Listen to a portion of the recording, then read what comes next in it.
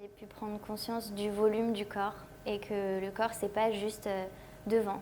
Il y a aussi, même pas forcément que derrière, il y a aussi sur les diagonales, enfin, c'est vraiment un volume et du coup, moi, personnellement, ça m'a permis de prendre conscience de mon corps. Mon corps, c'était pas juste une face devant qui montrait, qui faisait, mais vraiment que ça circule beaucoup à l'intérieur, c'est vivant à l'intérieur. Par exemple, Emmanuel, c'est très bête, mais il nous a fait prendre conscience de nos organes, qu'il y a plein de choses à l'intérieur, ça circule, ça bouge quand on danse.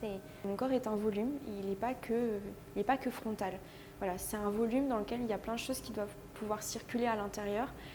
Donc elle m'a surtout permis d'avoir cette conscience intérieure du volume corporel, mais dans toutes ses parties, que ce soit les hanches, les jambes, voilà, le haut, mais de ce volume intérieur et pas que extérieur. Donc autour de ça, et au niveau extérieur, je trouve qu'elle permet une forme d'amplitude. Parce que du coup, si je veux aller respirer vers l'arrière, je vais avoir cette amplitude de vraiment mon dos cette amplitude ou élasticité, je dirais peut-être plutôt le mot élasticité, alors de trouver cette élasticité qui du coup va m'emmener dans des mouvements plus grands, plus larges, plus d'amplitude, d'élasticité en fait dans le corps. Donc de manière extérieure, d'avoir plus de présence.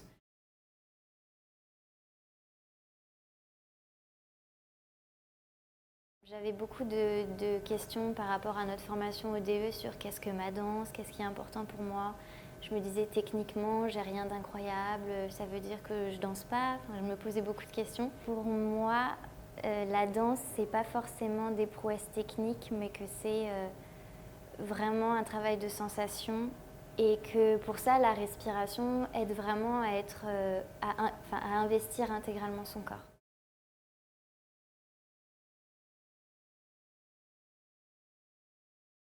C'est qu'on cherche tellement à être bien comme il faut et à réussir, à progresser techniquement, à monter les jambes, à être bien placé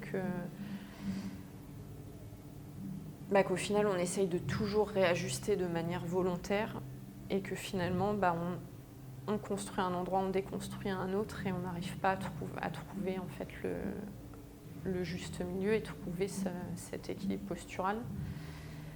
Alors que justement, via la respiration,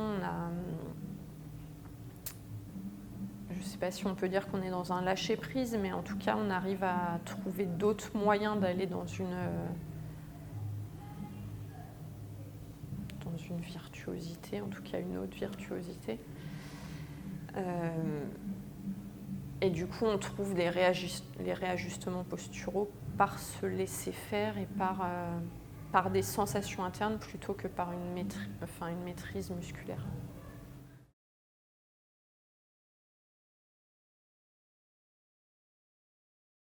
Je dirais que c'est l'acceptation en fait, c'est l'acceptation de soi, de son corps, de l'intérieur de son corps, comment il est constitué, comment il est fait, ses douleurs.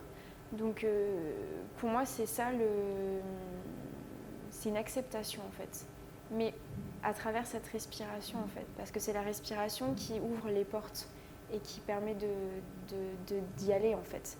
Parce que si on ne respire pas en fait, on reste fermé et ça ne fonctionne pas. Donc une fois que cette respiration elle s'installe et qu'elle circule, en fait on s'accepte beaucoup plus, on accepte beaucoup plus de choses, de soi et aussi du regard des autres sur soi.